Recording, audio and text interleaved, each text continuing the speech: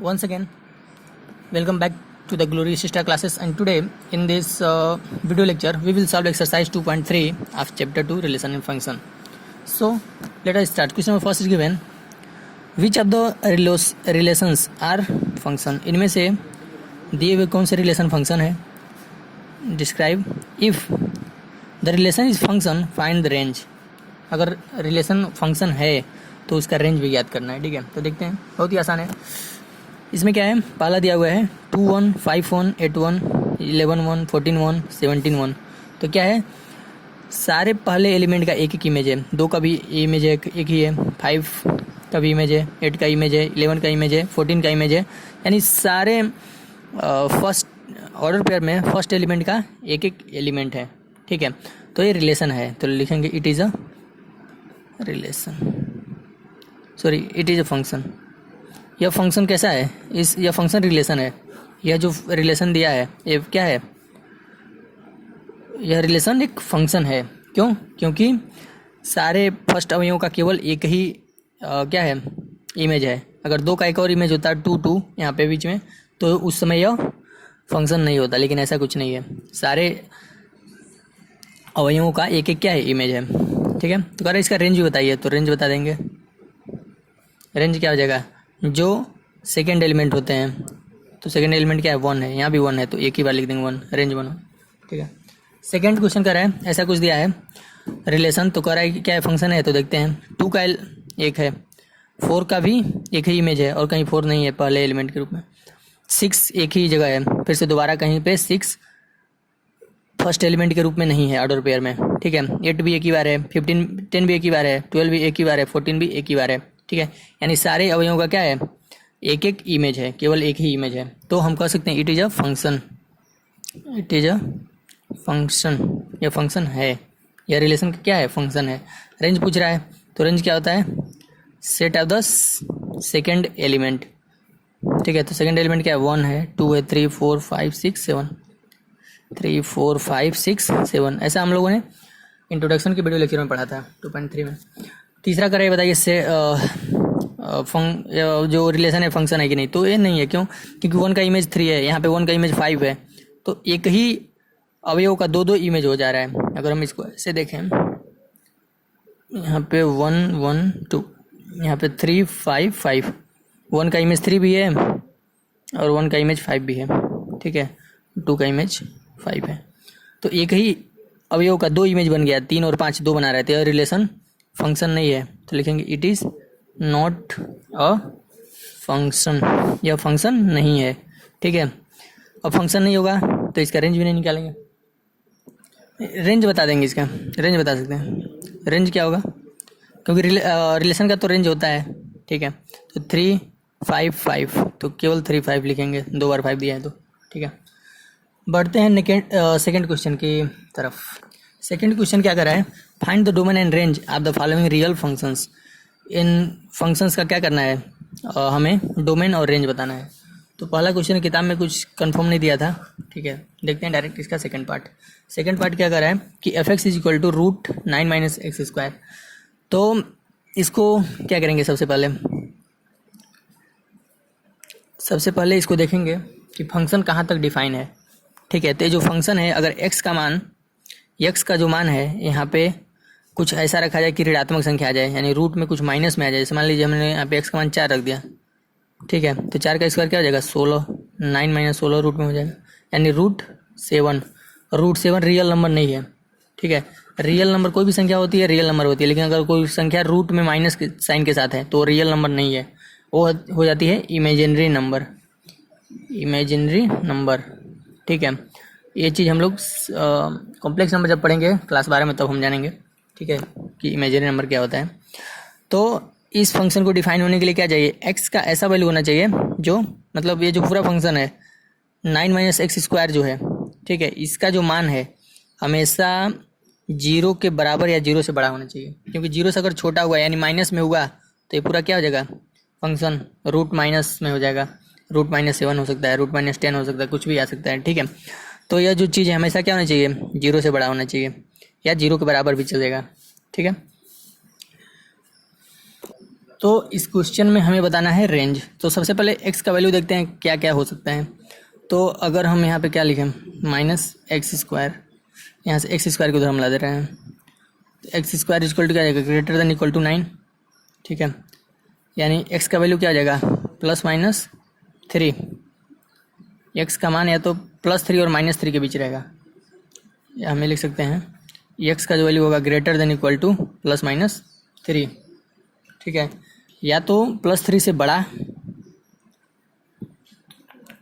अगर हम x का वैल्यू देखें तो क्या हो जाएगा, यहाँ से x² यहाँ से हटाएंगे तो लेस देन होगा, यहाँ से ग्रेटर देन इक्वल टू है तो x हो जाएगा लेस देन इक्वल टू +-3, ठीक है। मतलब x का जो वैल्यू है अगर यहाँ पे देखें हम, ये -3 हो गया, ये +3, ठीक है, दोनों के बीच में होगा, ठीक है।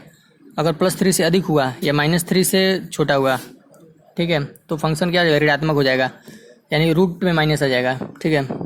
यहाँ मानिए अगर -3 रखेंगे, -3 का स्क्वायर +9 हो जाएगा, ठीक है। अगर यहाँ पे हम रख दें -3 का स्क्वायर यानी 9, फंक्शन जीरो हो जाएगा f(x), तो यहाँ तक तो चलेगा और +3 के बीच भी चलेगा, ठीक है। लेकिन अगर इसके बाहर कोई मान रखें, या -4 रख दें, या -5 रख दें, या +3 रख दें, +4 रख दें, तो संख्याएं किस में आ जाएंगी, फंक्शन ऋणात्मक हो जाएगा, जो कि डिफाइन नहीं है, हो जाएगा आपका फंक्शन क्या हो जाएगा। अगर मान लीजिए हमने रख दिया f4, x के पे 4 रख दिया तो क्या हो जाएगा, √9 - 4 का स्क्वायर यानी √-7, जो कि रियल नंबर नहीं है, ठीक है। तो हमारा फंक्शन उस पर डिफाइन नहीं होगा। तो मतलब हमारे जो फंक्शन है केवल -3 और +3 के बीच क्या होगा, डिफाइन होगा। तो अगर हम इस क्वेश्चन में हमें डोमेन और रेंज पूछ रहे हैं, तो इसके हिसाब से हमारा डोमेन क्या हो जाएगा, डोमेन हो जाएगा 3 और उसके बीच है। बेसिकली ये क्या हो रहा है, x का वैल्यू क्या हो जाएगा, यहाँ से x का वैल्यू इन्हीं दोनों संख्याओं के बीच है। मतलब x का मान क्या होना चाहिए, x का मान ग्रेटर देन इक्वल टू -3 से लेस देन इक्वल टू +3 के बीच होगा, ठीक है। ये है रियल आंसर। इसका मतलब इसको जब सॉल्व करेंगे तो ये चीज़ आएगा, x का जो मान है -3 के से बड़ा या उसके बराबर, ठीक है, इससे बड़ा या इसके बराबर, तथा +3 से छोटा या इसके बराबर। तो डोमेन क्या हो जाएगा, डोमेन हो जाएगा आपका क्लोज इंटरवल में। ऐसे को क्या लिखते हैं हम लोग, क्लोज इंटरवल लिखते हैं। अगर इक्वल टू या लेस देन इक्वल टू या ग्रेटर देन इक्वल टू होता है तो दोनों साइड में इक्वल टू भी है तो क्लोज इंटरवल में लिखेंगे -3 से 3 के बीच, ये डोमेन हो जाएगा। रेंज क्या होगा, रेंज कहाँ से कहाँ के बीच वेरी करेगा। अगर हम x का मान -3 रखेंगे तो क्या आएगा, वैल्यू 0 आएगा, ठीक है। अगर हम यहाँ पे -3 रखें तो क्या आएगा, 9 - -3 का स्क्वायर, तो -3 का स्क्वायर +9 हो जाएगा, 9 - 9 0 हो जाएगा, ठीक है। और अगर हम f3 रखें, ठीक है, और मैक्सिमम कितना आ सकता है, अगर हम यहाँ पे बीच में अगर कोई पॉइंट 0 भी आएगा, -3 के बाद क्या आएगा, -2 भी रख सकते हैं, -1 भी रख सकते हैं, फिर से f0 भी रख सकते हैं, ठीक है। तो 0 रखेंगे तो उसमें क्या होगा, 9 - 0 का स्क्वायर बराबर हो जाएगा 0, ठीक है। तो मतलब क्या होगा कि सॉरी यहाँ पे 3 होगा, ठीक है, 0 और 3। मैक्सिमम इसका वैल्यू कितना हो सकता है, फंक्शन का मैक्सिमम वैल्यू हो सकता है 3, जो कि 0 पे आएगा। 1 पे कितना होगा, 9 - -1 का स्क्वायर, तो हो जाएगा √8, ठीक है। तो मैक्सिमम जो वैल्यू होगा उसका फंक्शन का वो 3 होगा, और सबसे न्यूनतम वैल्यू कितना होगा, 0 होगा। 0 न्यूनतम वैल्यू किस पे आएगा, -3 पे आएगा, और अधिकतम वैल्यू अधिकतम मान 3 जो है वो 0 पे आ रहा है, x बराबर 0 रखने पे। तो रेंज कहाँ से कहाँ तक बच जा सकता है। अब f2 रखेंगे, +2 रखेंगे तो क्या आएगा इसका वैल्यू, f2 रखेंगे तो हो जाएगा 9 - -2 का स्क्वायर यानी -√5, ठीक है। फिर से अब f3 रखेंगे तो या तो -3 रखोगे या +3, इन्हीं के बीच बस रख सकते हैं, इनके बीच बहुत सारी संख्याएं हैं, ठीक है। तो इन दोनों के बीच अगर वैल्यू हम जब रखते आते हैं तो जो न्यूनतम वैल्यू मिलता है 0 और जो मैक्सिमम मिलता है वो आपका 3 मिलता है। न्यूनतम किस पे मिलता है, -3 पे, और मैक्सिमम मिलता है 0 पे। तो रेंज किसके किसके बीच है, 0 और 3 के बीच। मतलब जो रेंज है वो कहाँ से कहाँ तक वेरी करेगा, रेंज जो है 0 से और 3 के बीच, या तो 0 के बराबर या बड़ा, या रेंज जो है ना या तो 0 के क्या होगा, 0 से बड़ा या बराबर, या 3 के बराबर या छोटा, 3 से छोटा, इन्हीं दोनों के बीच होगा। तो दोनों तरफ इक्वल टू और लेस देन ग्रेटर देन का चिन्ह है, तो इसके लिए क्लोज इंटरवल में रेंज लिखेंगे। तो रेंज ये होगा, डोमेन ये होगा। तो ऐसे सॉल्व करेंगे इस क्वेश्चन को। अब देखते हैं क्वेश्चन नंबर 3। क्वेश्चन नंबर 3 क्या हो रहा है, a function is defined by f(x = 2x - 5). करा find the value of the following, निम्न का मान याद करना है। f(x = 2x - 5) दिया था, f0 का वैल्यू पूछ रहा है, ठीक है। तो फंक्शन में 0 रख देंगे, लिखेंगे फंक्शन पर लिख लेते हैं f(x = दिया है 2x - 5), लिखेंगे पुटिंग x = 0, x बराबर 0 रखने पर f0 मिल जाएगा 2 × 0 - 5, तो f0 का मान क्या हो जाएगा -5।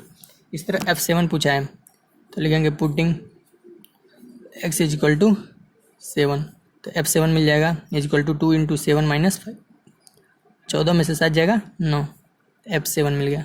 फिर से f-3 पूछा है, तो लिखेंगे पुटिंग x = -3 इन f(x = 2x - 5) में, 2x - 5 में इस फंक्शन में x बराबर -3 रखने पर तो हो जाएगा f-3 = 2 × -3 - 5 = -6 × -5, -6 - 5 हो जाएगा -11, f-3 का वैल्यू। क्वेश्चन नंबर 4 कर है the function is represented by the temperature of Celsius into the Fahrenheit. एक ऐसा कुछ फ़ारेनहाइट और सेल्सियस में एक ऐसा रिलेशन दिया है, ठीक है, मतलब फ़ारेनहाइट के टेम्परेचर को सेल्सियस में बताया है कि TC = 9C/5 + 32। तो कह रहा है फाइंड आउट, पहला T0 फाइंड आउट करना है, तो जहाँ जहाँ C हो वहाँ पे क्या रखेंगे 0, तो लिखेंगे पुटिंग C = 0, तो T0 मिलेगा। यहाँ से T0 = क्या मिलेगा 9 × C, यहाँ पे 0 रख देंगे अपन 5 + 32, यानी हो जाएगा 9/5 + 32। इसको खुद सॉल्व करना है। इसके आगे T28, अब जहाँ C है वहाँ पे क्या रख देंगे 28, लिखेंगे पुटिंग C = 28, तो यहाँ पे T कोष्टक में हो जाएगा 28 = 9 × C के जगह पे क्या लिख देंगे 28/5 + 32। इसको खुद सॉल्व कर लेना है। T-10, तो लिखेंगे पुटिंग C = -10, तो हो जाएगा T-10 = 9 × C के जगह पे रखेंगे -10/5 + 32। ये आसान हम सॉल्व कर दे रहे हैं, 5 दूना 10, 9 दूना 18 + 32, तो इसमें से घटेगा तो क्या हो जाएगा 12 में से 8 जाएगा 6 और 2 में से 1 जाएगा 1, यानी 16 आएगा, यानी T-10 का मान क्या होगा 16। इसी तरह से ऊपर वालों को भी सॉल्व करके वैल्यू निकालना है। लास्ट पूछा है कि find out the value of C when TC = 212। तो हमारा इक्वेशन क्या था, TC = था 9C/5 + 32, लेकिन कर अगर TC बराबर 212 हो तो हमने क्या रख दिया यहाँ पे 212। अब कह रहा है C का वैल्यू ज्ञात करो ऐसे कंडीशन में, तो 9C/5 इसी इक्वेशन को सॉल्व करेंगे तो क्या हो जाएगा, यहाँ से 212 - 32 को घटा लेंगे तो 9C/5 बचेगा, इधर प्लस था इधर आके माइनस हुआ, तो हो गया 0 और ये हो गया 8, 180, 9C/5, 9C बराबर क्या जगह 180 × 5, तो C बराबर हो जाएगा 180 × 5/9, 9 दूना 18, 20, तो C = 20 25 100। C का वैल्यू क्या गया 100, कब, जब TC बराबर 212 दिया था। ये था क्वेश्चन नंबर 4। अब देखते हैं क्वेश्चन नंबर 5। क्वेश्चन नंबर 5 कर रहा है find the range of the following function. इस फंक्शन का हमें रेंज ज्ञात करना है, ठीक है। तो सबसे पहले इस फंक्शन को देखेंगे। इस फंक्शन में जो ये फंक्शन दिया है इसमें x का रियल नंबर है और x हमेशा 0 से बड़ा होना चाहिए, ठीक है। 0 से जब बड़ा x रहेगा, ठीक है, उस समय हमें क्या करना है, इस फंक्शन का रेंज निकालना है।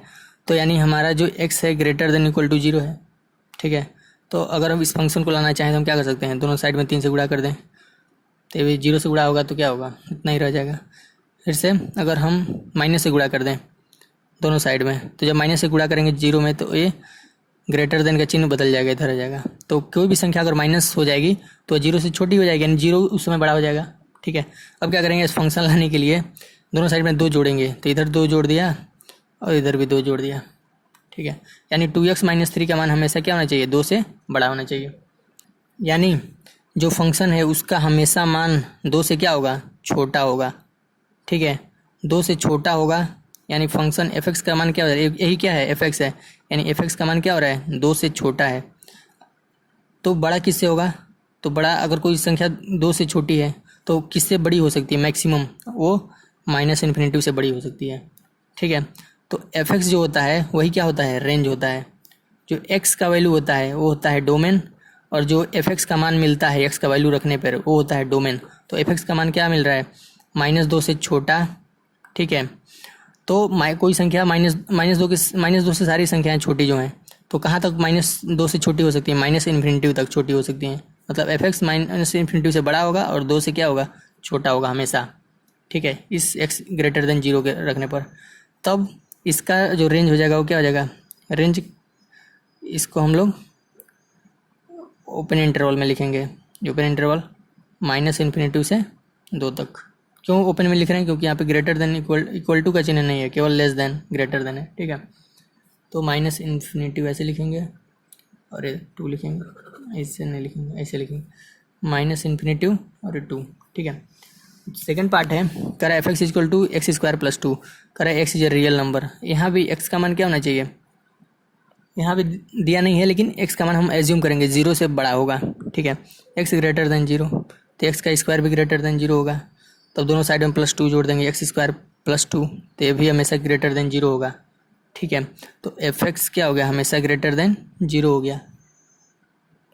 सॉरी, यहाँ पे अगर प्लस 2 जोड़े हैं तो इधर भी जोड़ेंगे, तो एफ एक्स हमेशा क्या होगा, 2 से बड़ा होगा। 2 से बड़ा होगा तो किससे छोटा होगा, ये किससे छोटा हो सकता है, ये छोटा हो सकता है इन्फिनिटी से, ठीक है, या हाँ ये छोटा होगा इन्फिनिटी से। एक चीज़ और यहाँ पे कंडीशन लेंगे, यहाँ पे ग्रेटर देन 0 इक्वल टू के साथ लेंगे, ठीक है, इक्वल टू के साथ। क्यों, क्योंकि यहाँ पे आपको ये जो केवल दिया है x is a real number दिया है, यानी एक्स का जो मान है, यहाँ पे तो था पहले वाले में कि एक्स का जो मान है ग्रेटर देन 0 होना चाहिए, यहाँ पे इक्वल टू भी लेंगे, ठीक है। तो एफ एक्स का जो मान है या तो 2 के बराबर या 2 से बड़ा होगा, और किससे छोटा होगा या किसके बराबर मैक्सिमम हो सकता है, तो ये हो सकता है या तो इन्फिनिटी के बराबर या इन्फिनिटी से छोटा, इन्हीं दोनों के बीच रहेगा। तो दोनों साइड में इक्वल टू का भी चिन्ह है, तो इसके लिए इसका रेंज क्या हो जाएगा, रेंज जो एफ एक्स का मान होता है वही रेंज होता है, तो रेंज आपका हो जाएगा क्लोज इंटरवल के साथ 2 से इन्फिनिटी के बीच। 2 से इन्फिनिटी लिखेंगे, छोटी संख्या को पहले बड़ी संख्या को बाद में। यहाँ पे क्या करें, छोटी संख्या माइनस इन्फिनिटी है, 2 बड़ी संख्या, तो छोटी को पहले बड़ी को बाद में लिखा, ठीक है, तो ऐसे होगा। तीसरा और लास्ट पार्ट है इसका, f x equal to x, x is a real number, ठीक है।